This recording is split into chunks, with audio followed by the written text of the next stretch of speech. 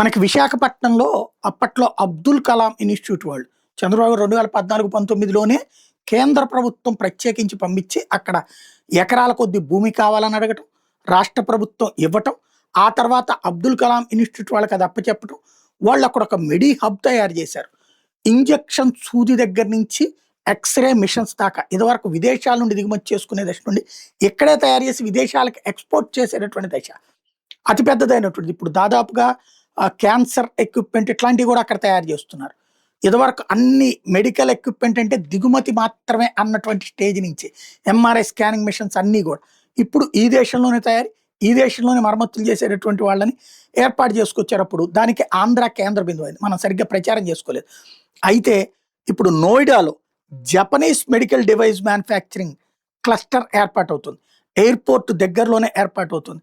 వాళ్ళు ఎయిర్‌పోర్ట్ దగ్గరలో ప్లేస్ ఇస్తే చేస్తామనగానే యోగి ఆదిత్యనాథ్ సర్కార్ ఇచ్చింది. అక్కడ మెడికల్ డివైస్ మ్యానుఫ్యాక్చరింగ్ క్లస్టర్ అక్కడ. అంటే ఇక్కడ తరహాలో అక్కడ. ఇక్కడేమో అన్ని రకాలు ఉంటాయి. అక్కడ కూడా అన్ని రకాలు ఏర్పాటు చేసే దిశగా అడుగులు పడుతున్నాయి.